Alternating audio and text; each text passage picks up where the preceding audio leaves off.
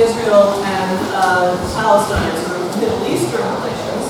And then the very last week is the new executive director of the GAM Theater, which for most of you probably know has moved. It's closer to this area now, and he's going to talk about the new programs at the GAM Theater, and then also sort of the challenges of the arts, raising funds and keeping the arts moving in Rhode Island. So we have some great speakers planned. If you're interested in getting on our mailing list, if you aren't already, there's a sheet in the back with, you can put your email down, and then you'll get regular updates about the speeches that are coming up and everything else. So just flagging that for people. You guys can come on in, there's plenty of seats. I'm pleased today to introduce our speaker, Nikolas Gvosdev. I'm just going to look down a little bit because he's got such an amazing CV that I have to read every word. He's the 2024 Templeton Fellow and Director of the National Security Program at the Foreign Policy Research Institute. He's also a Senior Fellow in the Eurasian Program and editor of Orbis, FPRI's Journal of World Affairs. He is a professor of national security affairs, including holding the Captain Jerome Levy Chair in Economic Geography and National Security at the U.S. Naval War College in Newport. He was formerly the editor of the National Interest Magazine and Senior Fellow at the Nixon Center, Washington, D.C. He received his doctorate from St. Antony's College and Oxford University, where he was a Rhodes Scholar. A frequent commentator on Russian and Eurasian affairs, his work has appeared in outlets such as Foreign Affairs, the Financial Times, Los Angeles Times, and Orbis.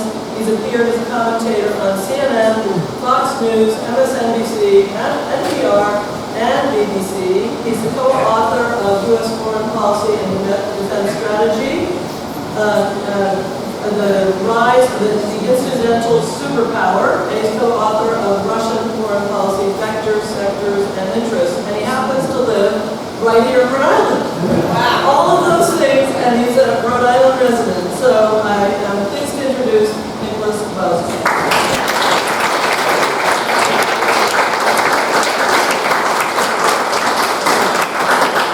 Thank you all very much for coming out this afternoon. I'm happy to kick off the 2024 season, returning to a topic that I spoke to you about 2 years ago at this time, which is what's going on with the Russian invasion of Ukraine and how is this playing out in terms of European and global security. Before I get to that, because of some of the institutions for which I'm affiliated, just to stress that everything I'm going to say tonight are my own personal opinions and thoughts, don't necessarily reflect any perspective or position of, say, the U.S. government or the U.S. Navy in particular, and it's my take on what's happening. To set the scene, though, what I'd like to do is often when we have these kinds of talks, the speakers will present what's going on almost in an anthropological fashion. It's something that's happening over there. It's something that's happening in another part of the world, and we're largely in the position of observers.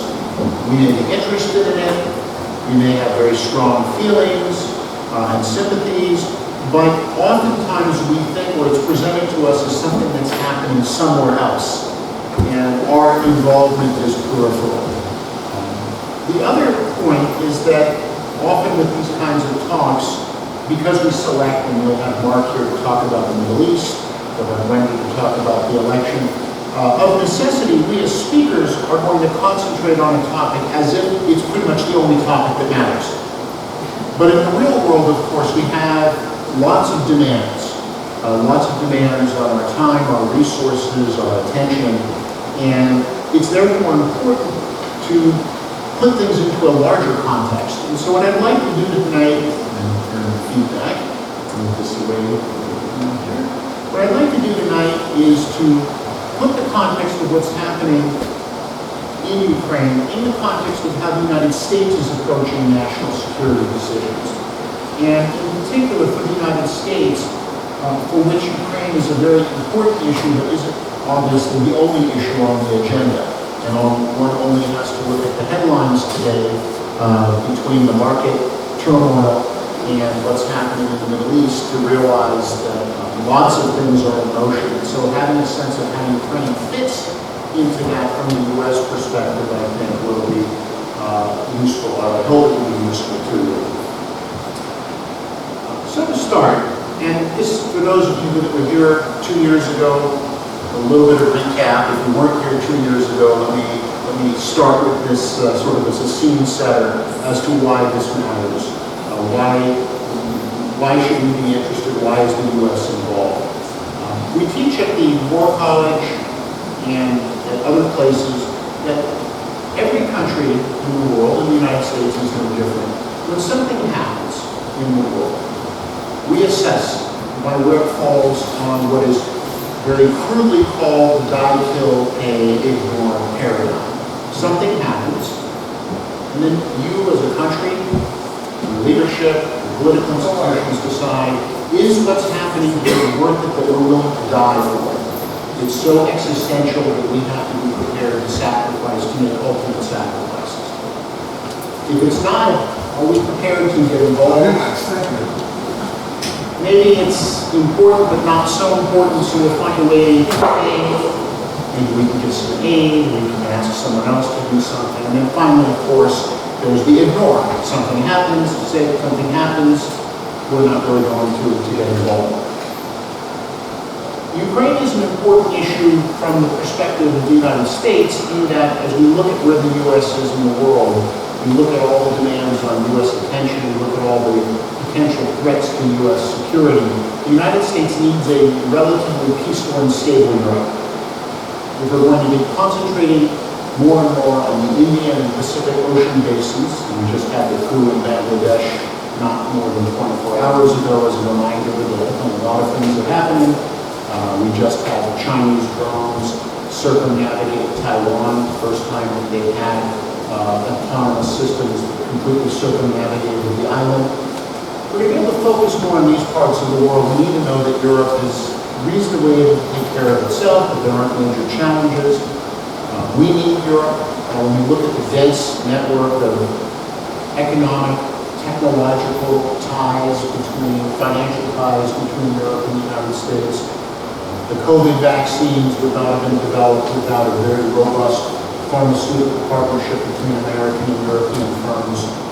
We rely on Europe for a great deal of things. And so we need to know that Europe is reasonably okay if we're going to focus on other parts of the world. So what happens in Europe matters to us. We want to know that there's not going to be, as twice in the last century, a conflict in Europe that ends up drawing the United States into a major global fight. So to the extent that what Russia's been doing in Ukraine from 2014 and then in a big way since 2022 is not something that we could ignore. We can't put that as something happening that's going to go into the ignore category. It threatens the security and stability of Europe. It threatens the ability of Europe to function as a reasonably ordered region of the world with a high degree of peace and prosperity, which lends itself to these economic and technological and financial interactions with the U.S. But on the other hand, Russia, the largest nuclear power in the world, one of the 10 largest economies in the world, depending on which scale you use, a very large military establishment, risks for the United States to directly confront at this point.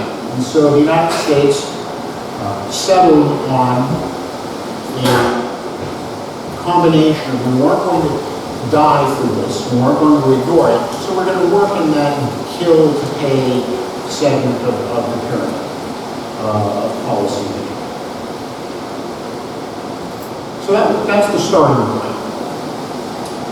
Now, whenever we create policies, whenever we create national security policy, unless you're Carnac the Great, for those of you that are sci-fi fans, Paul Atreides from Dune, Most of us don't have precognition. We don't have clairvoyance. We don't know what the future is going to hold.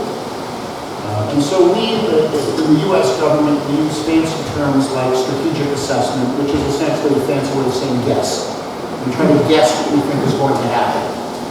And so for creating policy, we have to have a series of assumptions, strategic assumptions about what we think is likely to happen. So at this point, 2 years ago, when I was here, also on a hot day, and speaking to you, the United States had settled on a series of strategic assumptions with regard to Ukraine. We had decided that we could not ignore what was happening. It was not in U.S. interests to ignore it.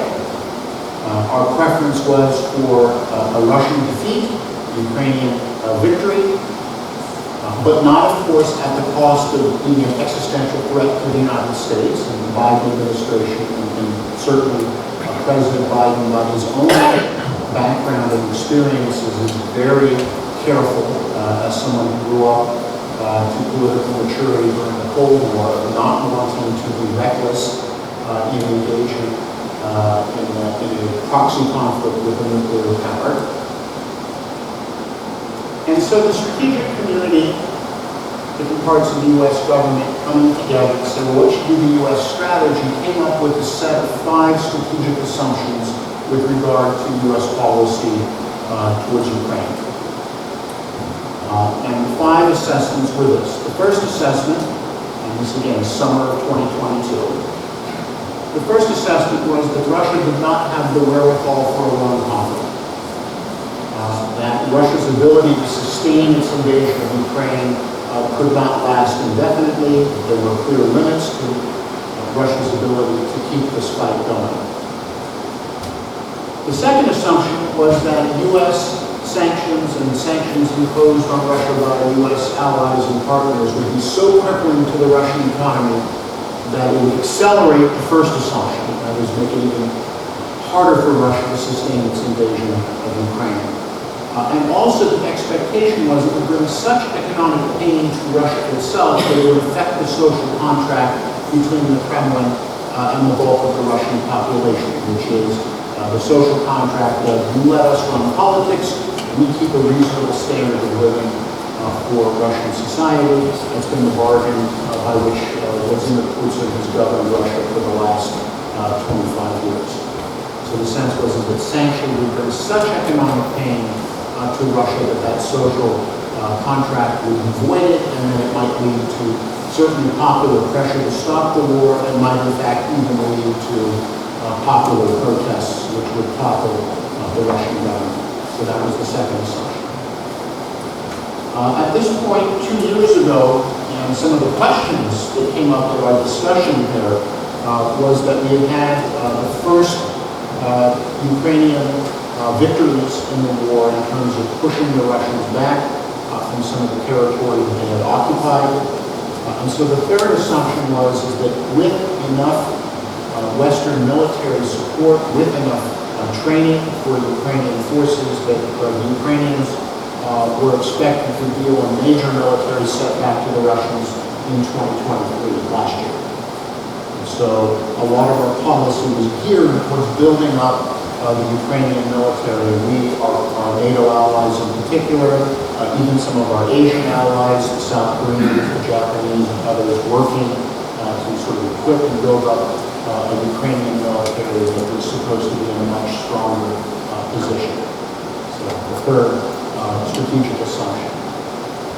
The fourth assumption, and this tied very much to American domestic politics, was that the United States is generally the country that we're the first responders. Something happens in the world, the U.S. is usually positioned to respond quickly.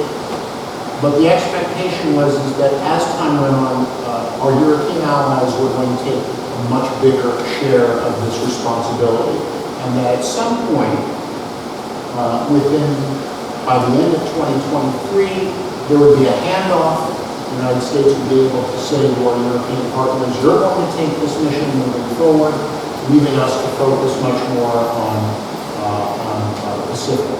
And again, speaking about unexpected events, black swan events, green rhinos, there's all sorts of metaphors for things that you don't expect. The U.S. had projected that the Middle East was going to remain relatively quiet.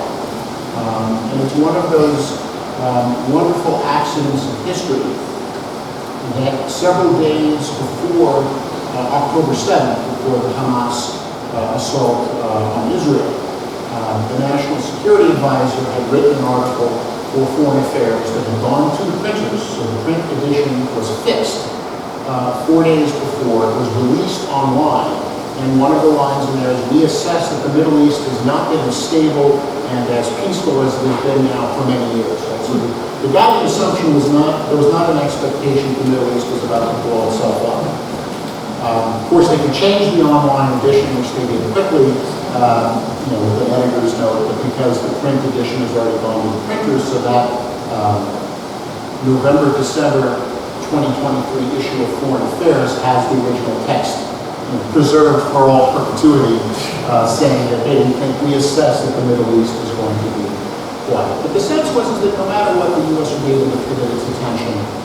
And this was very important in interagency balance in the U.S. government, because whatever we want to call them, the Asia firsters, the ones saying, look, we really need to focus on China, we're saying we've been waiting years, we really need to focus on this. And some of the argument was, well, we're going to do this as the emergency, but don't worry, we're going to pivot by the end of 2024. And speaking of China, this brings us to the last strategic assessment, and that was that the United States, by summer of 2022, believed that we could persuade, cajole, coerce China into really severing its relationship with Russia. Then we could go to Beijing and we would say, this isn't really working, we really need to throttle back, the Russians are depending on you, if you cut them off, then they're going to have to stop the war. And there was either a sense that either the direct U.S.-China bilateral dialogue would achieve this, and failing that, the U.S. sanctions would persuade Chinese companies to decide if they want business with Russia, if they want business with the U.S. Of course, they'll choose business with the U.S. And therefore, China will be putting much more pressure on Russia. So those were the assumptions under which our strategy was largely based. As things have happened, when we do strategic assessments, they're like engines on a plane, and sometimes you can have engine trouble, but you can still fly and land the plane. The problem is that all 5 of these assumptions more or less have had some degree of catastrophic failure.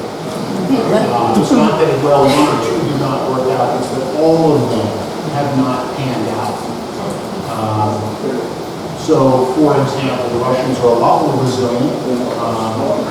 And this again speaks to questions of intelligence failure. So the Russians had an intelligence failure in 2022 because they were under the impression that large numbers of Ukrainian military officers and politicians would defect. So they would show up, and they would have all of these figures saying, well, we're going to switch sides. That didn't occur. We've had an intelligence failure in that we did not properly understand some of the dynamics of the Russian military-industrial complex. And in fact, in trying to understand that, in both the government but also business people, the media, unfortunately for him, and this led to his detention by the Russian state for more than a year, the Wall Street Journal reporter Naval War College had been sent to the Urals in part to report on, hey, what are the dynamics of the Russian economy? From the Russian perspective, that was, why are you snooping around here? Right?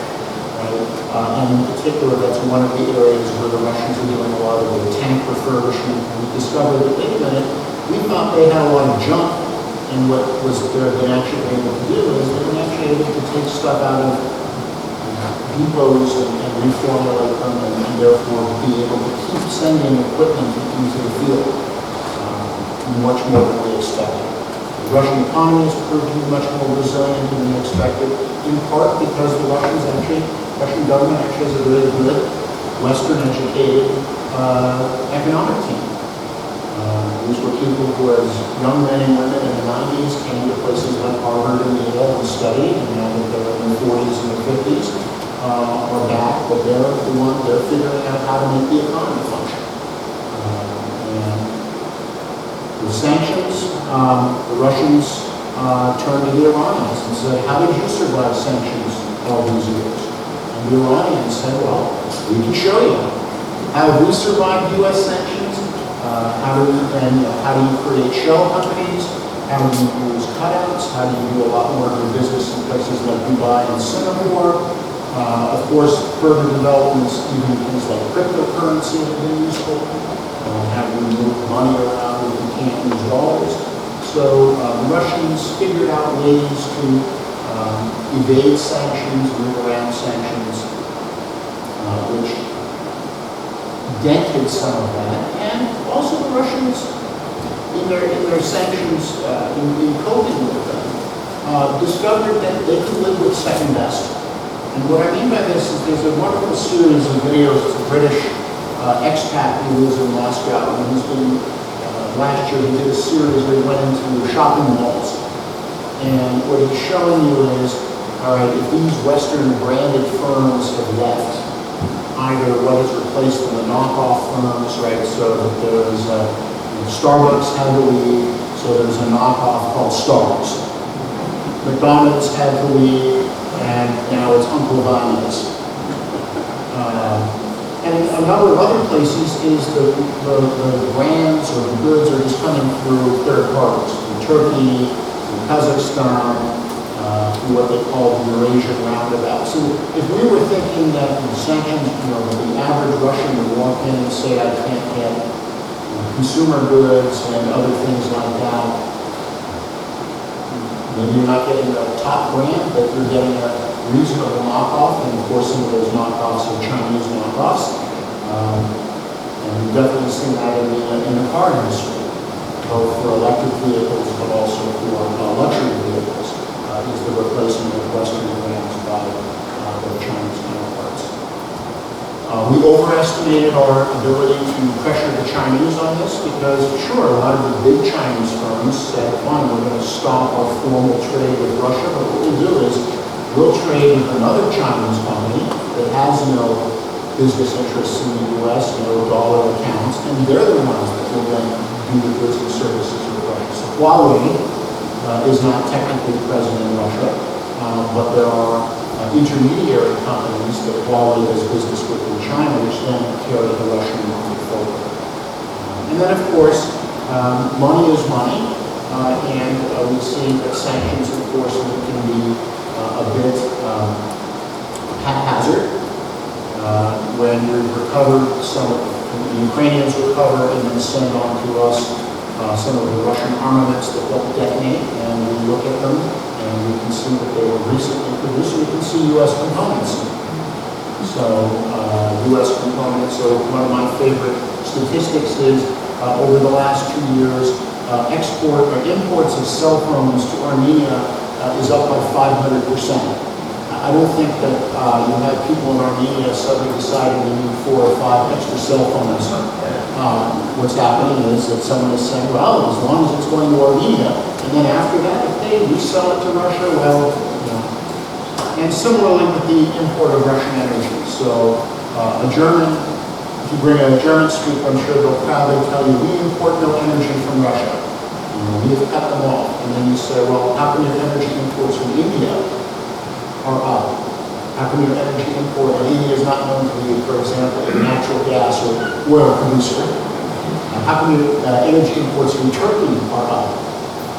And it's going to be, well, we're buying energy from Turkish and Indian companies. Well, where are they getting that energy from? Well, they're buying it from Russia. But our hands are clean. So the sanctions did not work as intended in that sense of being that crippling approach. Despite high hopes for the Ukrainian military this past year, the counteroffensive did not achieve any of its objectives. Now the blame game has started. Is that because the Ukrainians wanted to do things their way, Ukrainians stayed, we Westerners, Americans, and other native countries, we didn't give us what we needed, or gave us bad advice, but at the end of 2023, we did have the achievement of those objectives. So a war that we had projected would largely be over by the beginning of 2023 is now 800 days plus with no apparent sign that it's going to end anytime soon or that a catastrophic Russian defeat was in the work. So what happens in Washington when you have this, your strategy doesn't work, we teach a thing to those who are taking policy making. Of course, the first Washington rule is assign, blame, quickly. So who is to be blamed? So in Washington now, already quietly, you have, it's the Ukrainians' fault, right? They were better at what they did, or they did what we told them to do, than they would be in this mix. You have those who say, look, the assumptions are fine, just give them more time. So there's one group within the policy establishment that is now saying, no, our time estimates were off, but next year, 2025, that's the year that more of these things, the Ukrainians will be in a better military position, sanctions will have more of a bite, and so just stick with the strategy, just needs more time. There are those who say that's what we were told about Afghanistan for 20 years, just give it a little more time and then we'll turn the corner. As I said, the Asia First movements within or groupings within the national security establishment are starting to get worried as they're looking at what China is doing and looking at the ability of the U.S. to respond. And so this is why you've started to hear over the past several months Western leaders talking about ceasefires, negotiated settlements, maybe Ukraine doesn't recover all of its territory, or you just let it be like the ceasefire that occurred in Korea in 1953. You don't actually sign away anything, but you just sort of say that we're going to have these lines, these armistice lines, and then hope that is an end to active fighting. And that is working its way out. And now, and this goes to Wendy's talk, that you said, Wendy, is that now a new mix that's been thrown in is that no matter what, there will be a different president than Joe Biden in January 2025. And even if Vice President Harris says, I will continue the continuation of the Biden administration, that never happens. Vice presidents who become presidents want to be president. And more importantly, the teams around the vice president don't want to defer to the team of the previous president. They want to now be running things. And so the idea that there, even if Vice President Harris is elected today, that there will be perfect continuity in policy between a Biden presidency to a Harris administration is not likely. And of course, if Donald Trump is elected, at least two different variants of policy depending on who we would pick to staff his national security administration, but none of those variants would sort of continue with policy the way it's been in the Biden years. So from the Ukrainian perspective, is also looking at this saying, this could really, 2025 could be a major shift in what we could expect from the United States. Europe is also going through its own electoral convulsions. As I mentioned, one of our assumptions was that Europe would be able to do more. The reality is that Europe is deindustrialized because, as it turns out, some of Europe's economic model for European success is not just simply German ingenuity, that plays a big role, obviously, but is a model in which Europe, for the last 30 years, has benefited from having Russia as a predictable supplier of large amounts of commodities, including energy, at reasonably low prices, which has enabled European firms to produce and manufacture and compete against China, against Chinese firms. Because of the sanctions that have been imposed, Europeans are paying now the highest costs per capita for energy anywhere in the world. It makes European businesses a lot less sustainable. Either then they have to cut back on production. Some of that actually is coming here, in the United States, European firms, because we have better energy costs. But it means that at a time when we're expecting Europe to need to do more, Europe's capacity to do more is impacted by the decline in European economic productivity and industrialization, which therefore paradoxically means the U.S. ends up playing a greater role in European affairs, which, by the way, from China's perspective, is fine and dandy. The U.S. that has to do more in Europe, has to backstop more European security, is the United States that has less that it can pivot to the Indo-Pacific. So those are some of the realities now as we're looking at policy moving forward. I want to end with one last set of observations also about the U.S. policy process, which had an impact, right? And so we're all familiar with the phrase, all options are on the table. And so whenever there's a crisis, and John Kirby comes out and says, all options are on the table, the President and the National Security Team are considering all options.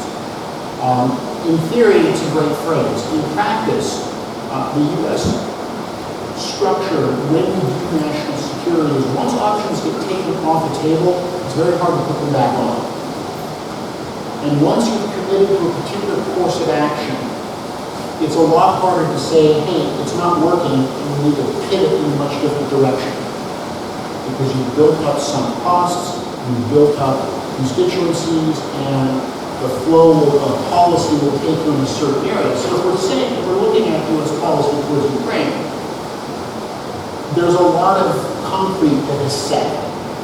And it's difficult to say, well, it's not working out the way, or we have a crisis, or we now need to pivot to somewhere else. And one example of this is the question of Ukrainian membership in NATO. We just had the NATO summit. Part of our timing for scheduling the talk was I wanted to be able to talk after, of course, after the anniversary, the 75th anniversary of NATO summit that we just had in Washington. And you can see, and from the outside, it was extremely frustrating to watch how we parse and dice and slice language. Ukraine wants to be in NATO, wants to join the alliance. Obviously, from a Ukrainian perspective, membership in the alliance would be very important to its security. Members of NATO are less interested in having another member join that's involved in an active conflict, which therefore might involve them directly. And so we have this odd limbo where NATO consistently says Ukraine will be a member of NATO, but we're not going to give you a date. We're not going to give you, say, you'll be a member in whatever. So NATO first did that in 2008. So, just doing the math, and I just blank for a moment there. 16 years ago, said you will be a member of NATO someday. And the question is, well, when is that someday? So last year in Vilnius at the summit, the phrase was, well, Ukraine will be a member when conditions permit and allies agree. Okay. Then this year's summit came and how do you top that one? And so now the new phrase is, well, we're building a bridge for Ukraine to cross that bridge into NATO. It's another way of saying, not today. We don't want you in today, but we don't want to say no. But it also reflects, from the U.S. perspective, right, which is if we don't really think we want Ukraine in NATO, which public opinion is certainly divided on, but the U.S. has a problem. One is that we have law, statute, in 2007 that commits the U.S. government to supporting Ukrainian membership in NATO. It says if Ukrainians want it, it's the policy of the U.S. government to serve. Now, if Ukrainians don't want it, then we're off the hook, according to the text of the law. But if they wish to join NATO, it's U.S. statute from 2007 to support it. So we can't say to them no. We can't go to the Russians and say, well, as part of a ceasefire, we'll negotiate some sort of interim arrangement for which the Russians, because the Russians, you can argue and we can have that discussion, is Ukrainian membership in NATO really is one of their driving factors or not. If it is, then it's not something that we are prepared to offer as part of a settlement. Unless the Ukrainians themselves say that they don't want it, which right now, having fought a war for 2 years, it's pretty hard to find people inside of Ukraine and say, no, we don't want to be part of an alliance with the United States and the rest of Europe with a very hostile neighbor on our border. So our policy options become constrained, and then we have to find ways, and we spend lots of people hours trying to come up with things like a bridge to NATO, which is a way of not saying no, not saying yes, but as a way to move forward. And of course, on the outside, that sounds very wishy-washy. Why don't we just say what we mean and mean what we say? Because the U.S. options are constrained, because we've constrained ourselves by legal means and by policy statements, where if we were to turn back on that, I guess in theory Congress could void the law, a future Congress, but at present it's a commitment that the U.S. has. And so it becomes a lot harder to pivot away from these. I'll end on this because this maybe would be a good bridge also when we have landing, which is a fascinating question, is that by choosing not to contest for a second term, does this liberate President Biden in the last months of office to take political steps that he can take on his own responsibility? That is to say, I'm not binding my successor, whoever that successor may be. I'm certainly not saying to Vice President Harris, look, I'll do certain things, you can denounce them on the campaign trail, that you don't agree or whatever, but is there a window of opportunity, whether it's with Ukraine, whether it's with what's happening in the Middle East, where you have a president who knows he's not running for election, knows he's not coming back, is that going to be part of the dynamic moving forward? I don't know at this point, but I do throw that out there because there is some sense that perhaps by choosing at the end not to contest for a second term, the president buys some freedom of action to take unilateral steps.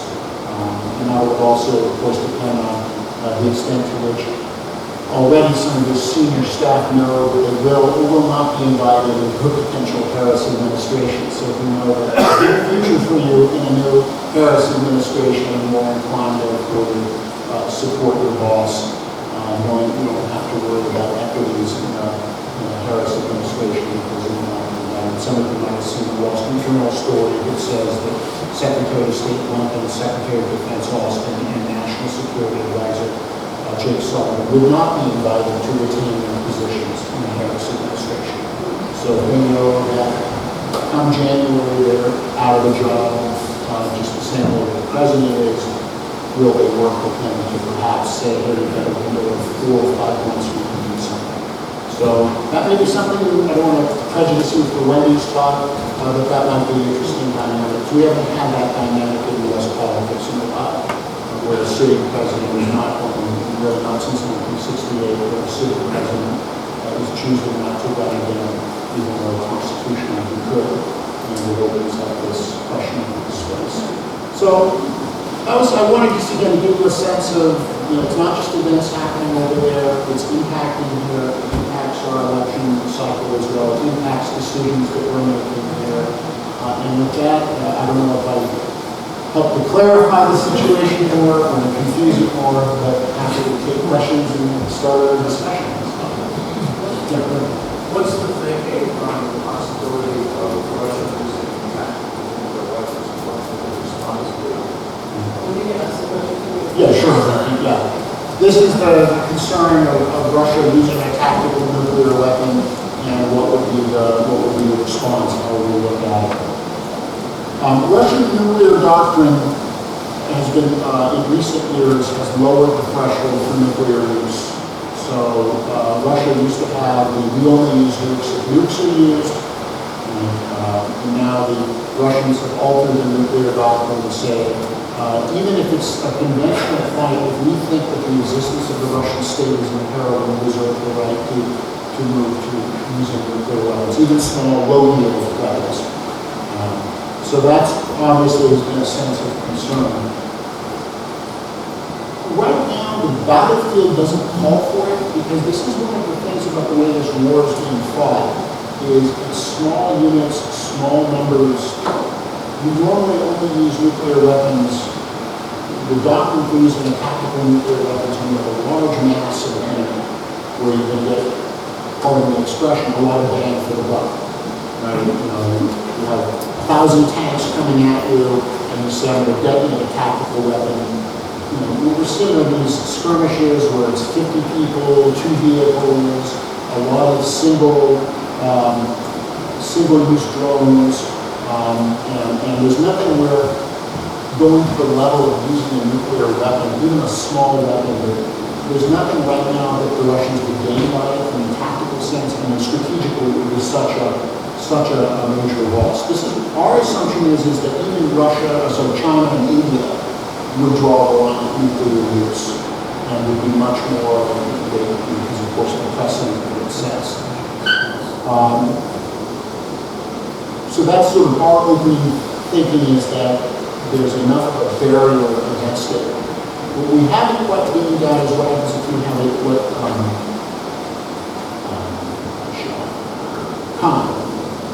Herman Kahn, the great Dr. Medvedev, Dr. Doom, in his ladder of escalation. What happens if it was a demonstration effect, right, which is you use a nuclear device on an island that's uninhabited, just as a warning? Would that be considered breaking the nuclear taboo? We were worried about that in the fall of 2022. We were less worried about it now, just because, again, there's no strategic need for the Russians to do that. Where we are concerned about tactical use might be to the extent if you start having creeping Western personnel, even if they're not there officially, becoming more involved. So you may have seen that the Ukrainian International Legion is now advertising for F-16 pilots and mechanics. So if you have experience flying the F-16, join the International Legion. Would the Russians consider it? We would say, look, these are individual private citizens. They're not U.S. or French or Dutch military personnel, but would the Russians draw that distinction? Would they threaten that? And I think we're still working through that. And that's one reason why the Biden administration has been very cautious about with U.S. equipment not allowing these deep strikes into Ukraine. So we don't want to test that threshold too much. You mentioned before various options. What options do you think are truly off the table in terms of U.S. policy? I'm sorry, what options are off the table when it comes to U.S. policy? Well, I mean, certainly the option of walking away from this conflict, just saying, Ukraine is beyond the pale, right? And the real line is the Polish border, right? And we defend that line until we can cross, that option is off the table.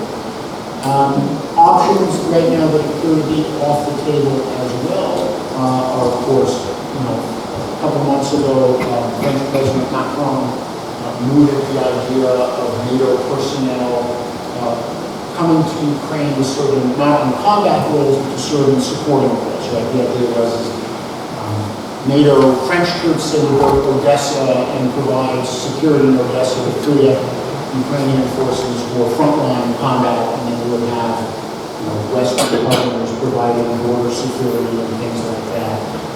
That seems to have also been, if not taken off the table, definitely put to the side of having actual NATO forces as NATO forces, not as volunteers, not as retirees, for the escalatory fears as well. Given what happened at the NATO summit, the idea of just saying, look, NATO is not in Ukraine's future, we're going to rescind the Bucharest summit invitation from 2008, that's certainly not on the table. And so that does then force the U.S. into this odd position, as the Obama, by the way, just to give you a bit of context, the Obama administration, when they did their reset with Russia in 2009, that was announced with a reset relations, one of the components was that you had a government in Kiev it said, we're not interested in NATO membership. And so the Obama administration said, great, we're off the hook. Right? We don't have to worry about NATO for Ukraine because the Ukrainians are declaring themselves as a neutral state. So if at some point in the future, and we've seen this already in Azerbaijan, we may see it in Georgia at some point, given the direction of politics in Georgia, where you have a government that comes in and says, we don't think you're going to let us in, and so we're formally take it off the table. And we say, okay, you took it off the table. We didn't take it off. We always have the open door, since the door is open in the back, it's a good metaphor. We didn't close that door, we just chose not to lock the door. But closing that door is not an option, and that was something, Viktor Orban, the Prime Minister of Hungary, prior to coming to Washington, he had gone first to Kiev, then to Moscow, and to Beijing. And then he brought and briefed both President Biden and then went down to Mar-a-Lago to brief former President Trump on his meetings. And apparently, one of the options was a kind of don't ask, don't tell on NATO, right? You don't formally withdraw the invitation, but for a peace deal, you just don't really do anything about it. You just let it stay there in limbo. And my understanding is that the Biden team said, no, we wouldn't consent to that. We would want to do something that formally takes the middle off the table. So that's kind of where we are. Well, I'll leave it at that. Yeah. To date, I believe the U.S. has spent about $175 billion in Ukraine. I'm not sure the number in Israel and Gaza, but nevertheless, it seems like we're spending a whole lot of money. And we're also hamstringing our partners there. In so much as we're telling Ukraine, here are the weapons, but you can only fire them past this, you can't fire them past this point. We're doing the same thing to Israel, in so much as we're slow rolling the ammunition, in particular 120 millimeter artillery rounds. We're saying we'll get them to you by 2027. I'd like to know, yeah, it's kind of ridiculous. I'd like to know your opinion specifically, and if you can try to explain the position of the United States and why they're doing that to these countries. This is what happens when you have so many different demand signals for your policy, when you're trying to satisfy them all simultaneously. And so we have weapon procurements. And we want to provide weapons, but then in the case of Ukraine, balanced by the fear that some of the things that we provide are what are as dual-use systems that can be used in a conventional capacity, but they can also impact nuclear. And again, this gets back to cognitive, right? So a cognitive perspective of the president being someone who is very much alive in the Cuban Missile Crisis, enters the Senate right when we had another nuclear war scare in 1973, and almost we went to DEFCON 2 with the Soviets, and then of course he remembers Able Archer and all the things from 1983. So he has been the driver of a lot of the president. This is going up to the president saying, I don't want weapon systems that can strike so much into Russian territory where the Russians might say, oh, there's a ballistic missile inbound on Moscow. Is it conventional? Is it nuclear? Do we want to take the risk that it's a conventional warhead, or is this a strike? And that's the president's cognitive. This is getting to the point about the president setting the cognitive frames on policy. The president is very cautious in that, and so he has been a driver of saying, I want sort of, we basically have this mental map of certainly Crimea and the four oblasts of Ukraine that the Russians annexed that we don't recognize as being Russian territory, so there's no limits there. In border regions where staging takes place, but anything beyond that, yeah, you have seen this reluctance to let the Ukrainians use the systems because the president is worried about the user-lose dilemma. And that's very much, by the way, again, cognitively speaking, very much a product of the 1970s. That was a real fear in the 1970s of the user-lose dilemma, that you never want a nuclear power to think we can lose control of our nuclear weapons, so just launch them. Just send them all up, right? And then we can say that his thinking on that maybe is too cautious, but that it's understandable why he's drawn that line. Well, we're sending mid-range missiles to Ukraine, we're telling him you can't shoot him beyond this point. And guess where Putin lines up all his missiles and artillery? I mean, that sounds awfully silly, awfully stupid, quite frankly. This is the risk of what you do when you're up against, again, the world's largest nuclear power. Again, it's something people are arguing. I know that I've been told that there have been arguments even up to the president. The president has a particular cognitive frame on this. And ever since 2022, his first issue has been nothing that will precipitate a nuclear crisis. It goes back to the tactical questions as well. And some people have said that the president is, that you're saying, look, salami tactics work, you escalate a little bit each time. Right? The Russians said you send F-16s, well, their F-16s are there, you send tanks, so you escalate more slowly, and then you force them to make that escalatory decision.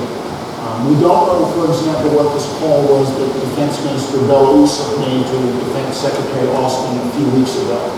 But apparently it was sufficiently concerning for Austin to call Kiev and say, whatever it is that the Russians called us about, don't do it. And I don't know if it was a nuclear connection or something like that. But it's understandable, again, from the president's cognitive frame. Some of it also, by the way, is that the defense industrial base is stretched. And this also speaks again to interconnection of policy. We say, well, why aren't you producing more? And the same thing with energy producers.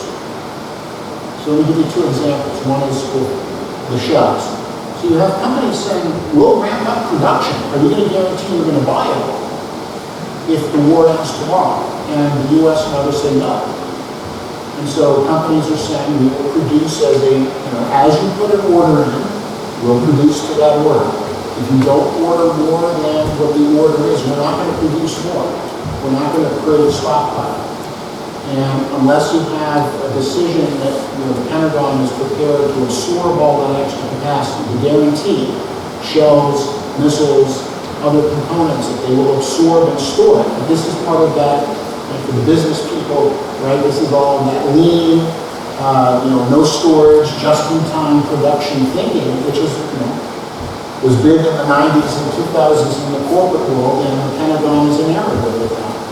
So you don't order something unless you think you're going to use it. You may have seen in Newport, if you're ever driving along a defense highway, all those warehouses, they're empty.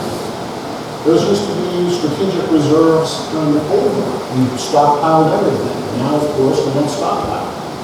And so the companies are saying, we're not going to assume the risk. You want the shells, order them. And if you want a certain quantity to be available, pay up. And we've been reluctant. You're in the European capacity. One of the things that's fascinating in Europe is that defense contractors in Europe, we put all this pressure on European governments to spend more, right? Spend more on defense. And so entrepreneurial European firms are saying you have to spend more on defense so we'll raise our prices. And so that's been happening. Italy, Germany, elsewhere. We're not actually getting more capacity. They're just spending more money to buy the same equipment. Same thing on the energy side. You wanted to break the Russian energy stranglehold. Qatar went to the Germans and said, sign a 10-year contract. But of course, you can guarantee that you're going to take the energy for 10 years. And the Germans said no. And Qatar said, we're not going to invest in a new natural gas field if you're not going to take the production.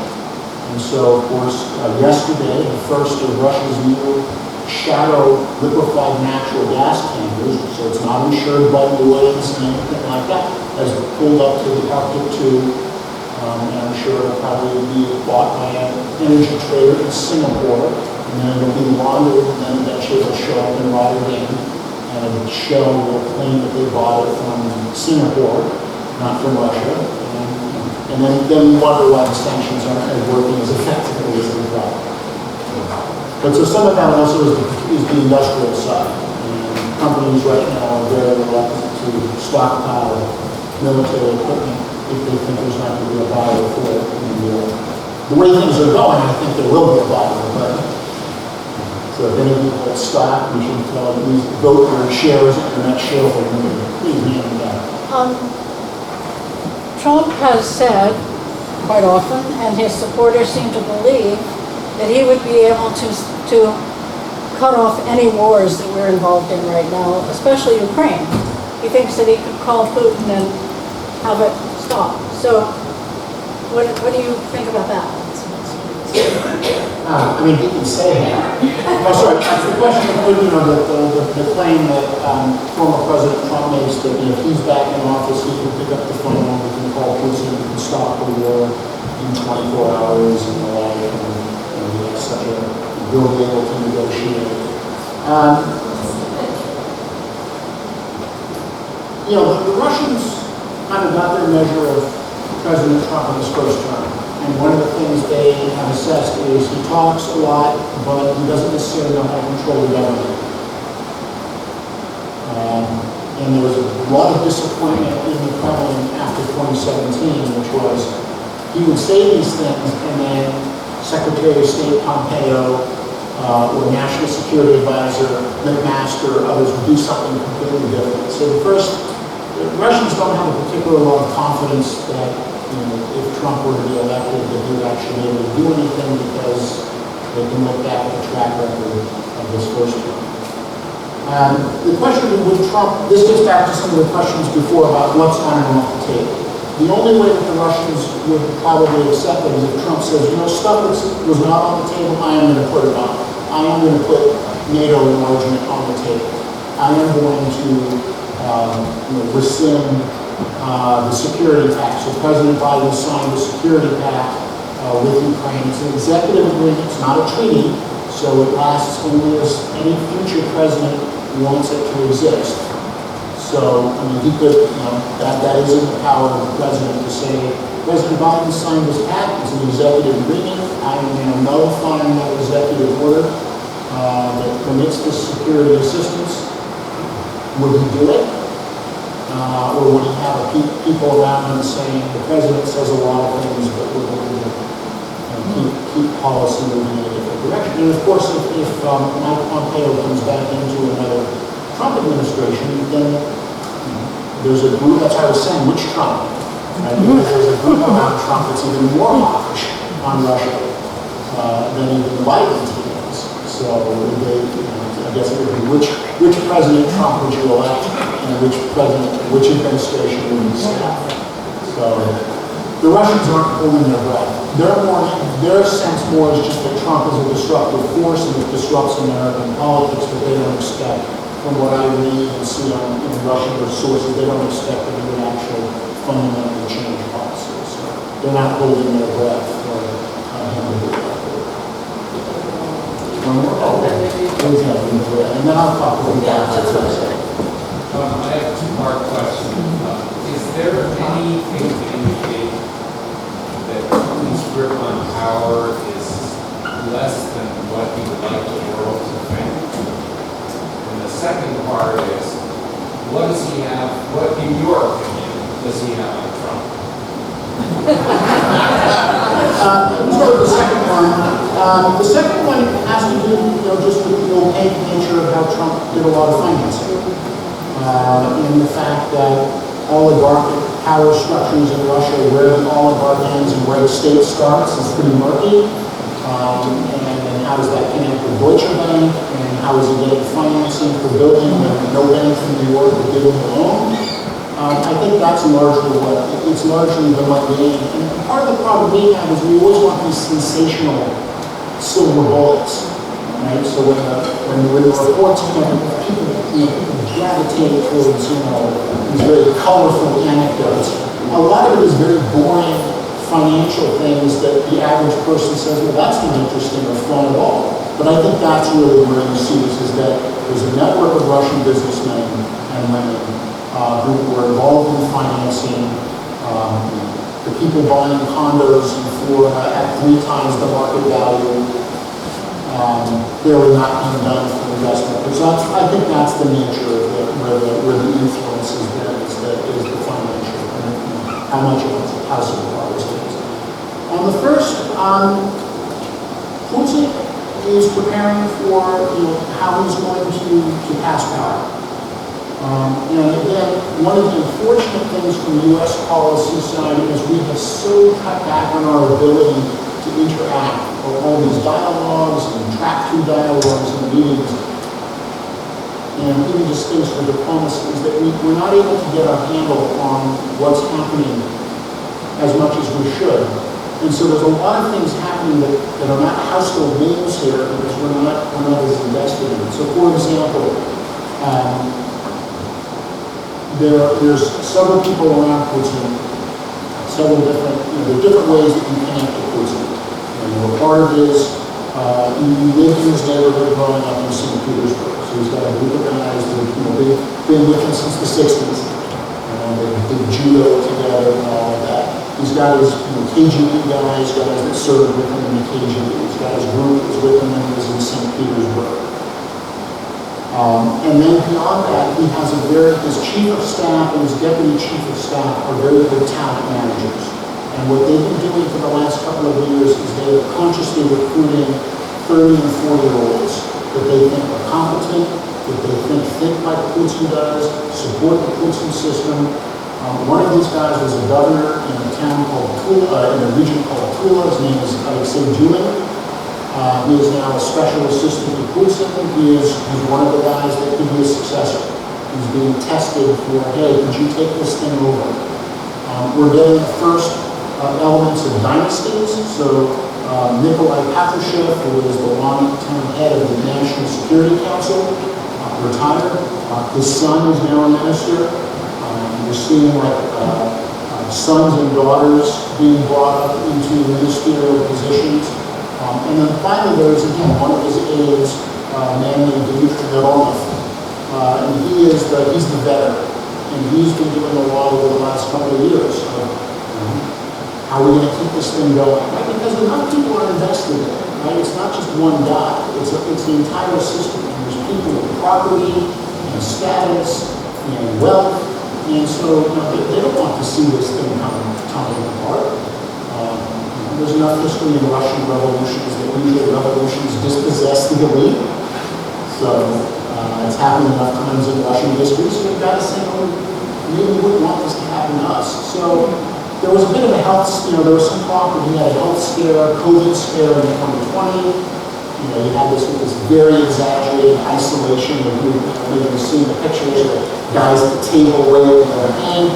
For a while he was very puffy, which suggests he might have had steroids treatments for something. He looks better now. Doesn't seem like he's in an immediate danger. But no, they're working about how they're going to perpetuate this. He's got some tough guys. It says something, just to finish on this, and it says something about the cognitive frame of leaders. So we know that, for example, one of the ways that President Obama bonded with his close circle was they play basketball in the White House court. For Putin's hockey. And even if you're not a hockey player, if you're in Putin's circle, you'll learn how to play. Because that's his thing. They go out and meet, they'll meet in the Kremlin, and it's like, it's going to suit up.